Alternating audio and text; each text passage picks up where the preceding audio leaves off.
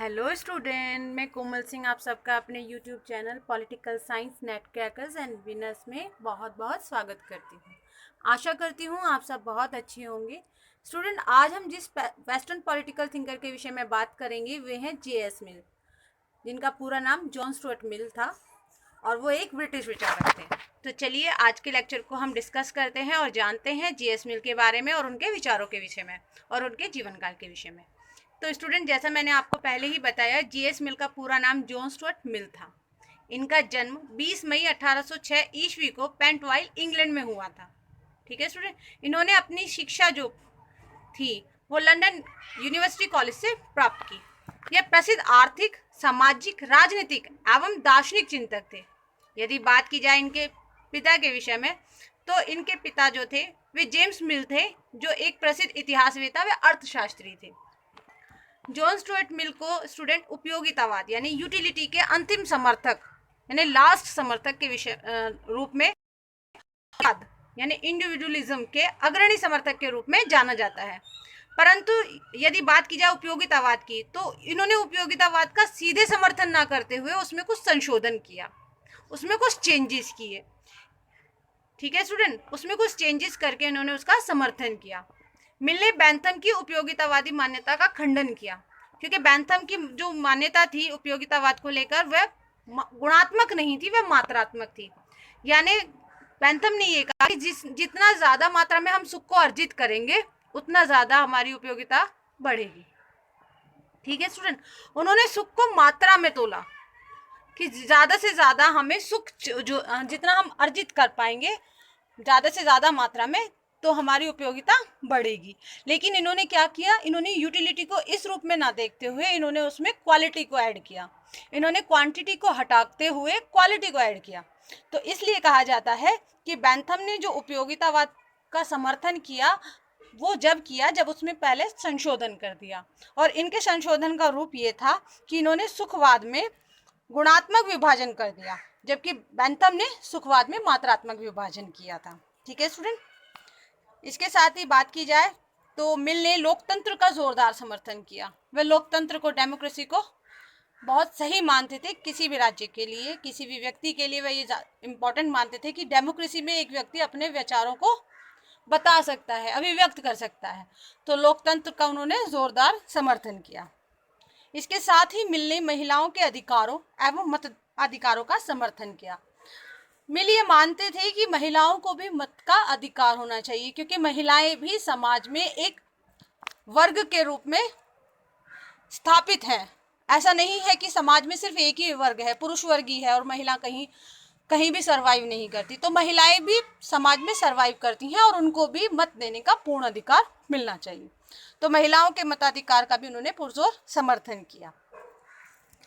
मिल ने महिलाओं के अधिकारों के प्रतिनिधित्व संबंधी जो विचार थे वो अपनी रचना, जो उनकी पुस्तक थी कंसाइडरेशन ऑन रिप्रेजेंटेटिव गवर्नमेंट, जो उन्होंने 1861 में दिया, उसमें उन्होंने महिलाओं के अधिकारों के प्रतिनिधित्व के विचार और आदर्शों को चयनित किया।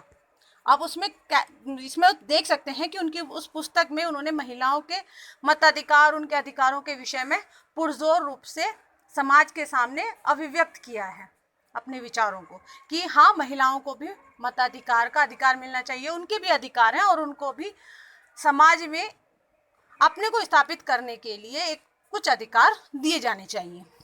ठीक है स्टूडेंट, इसके साथ ही अगर हम बात करें, मिल ने स्वतंत्रता के लिए अपने विचार, अपनी रचना एसे ऑन लिबर्टी 1859 में दिए।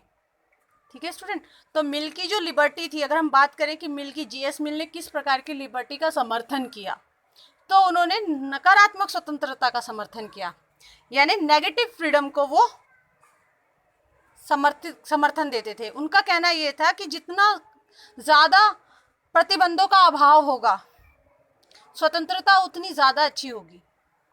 वो ये कहते थे कि प्रतिबंधों के अभाव में ही स्वतंत्रता अपने पूर्ण रूप में आ सकती है, इसलिए स्वतंत्रता पर कम से कम प्रतिबंध लगने चाहिए।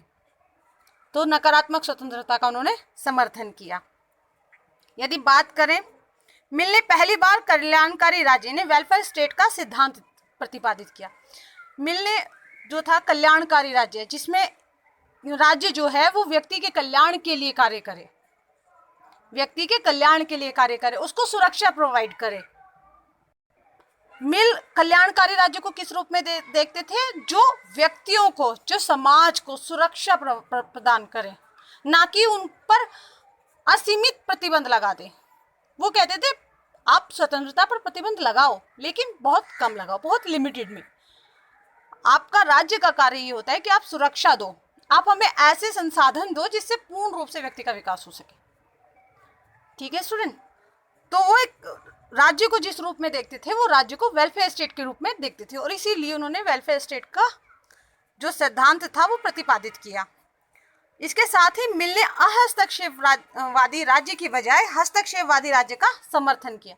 वो कहते हैं हमें ऐसा राज्य नहीं चाहिए जो हस्तक्षेप ही ना करे, ऐसा राज्य नहीं चाहिए, हमें ऐसे राज्य की नीड है जो हस्तक्षेप करे, लेकिन किस रूप में करे कि वो हमें सुरक्षा प्रदान करे, हमारे ऊपर आने वाले संकटों को वो उस संकटों को मतलब निवारण करे उनका, साथ ही साथ संकटों के निवारण के साथ ही साथ वो ऐसे हमें ऐसा माहौल दे, ऐसा वातावरण दे जिसमें जो व्यक्ति है वो अपना संपूर्ण विकास कर पाए।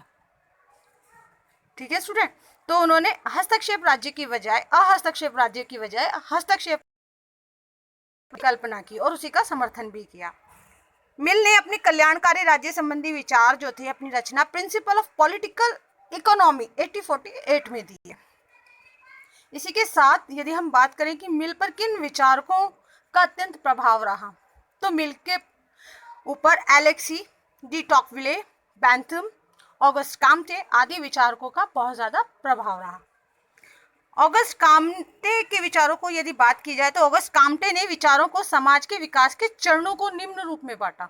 यदि हम कहें तो उन्होंने 3 रूपों में समाज के विकास के चरणों को बांटा। उन्होंने कहा पहला जो चरण था समाज का विकास जिस रूप में हुआ वो धार्मिक रूप में हुआ, दूसरा विकास तात्विक रूप में हुआ यानी तत्वों के आधार पर, और तीसरा जो विकास जो अब वर्तमान में भी चलने लग रहा है वो है वैज्ञानिक और समाज सकारात्मक विकास। ठीक है स्टूडेंट, तो ऑगस्ट काम्टे ने 3 रूपों में समाज के विकास को विभाजित किया, और जो जेएस मिल जो है अगस्त काम्टे के विचारों से काफी प्रभावित थे। यदि हम बात करें कि मिल ने किस प्रकार की स्वतंत्रता को समर्थित किया, तो वो मैंने आपको बताया ही है। वह चाहते थे लैक ऑफ रिस्ट्रिक्शंस की जितनी ज्यादा कमी होगी स्वतंत्रता उतनी प्रभावशाली होगी। ठीक है स्टूडेंट, तो जेएस मिल ने जो है वो ये कहा कि स्वतंत्रता पर प्रतिबंधों का अभाव होना चाहिए। जितने ज्यादा हमें स्वतंत्रता मिलेगी, प्रतिबंधों का अभाव रहेगा, उतना ज्यादा हम व्यक्ति अपना संपूर्ण विकास कर पाएगा। ठीक है स्टूडेंट, तो इसके साथ ही यदि हम बात करें मिल की मृत्यु कब हुई और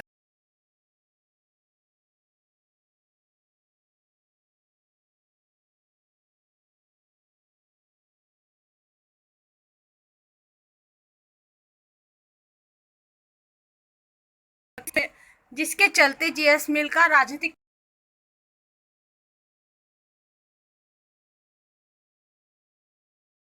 जेएस मिल की रचनाओं के विषय में बात करेंगे, विचारों को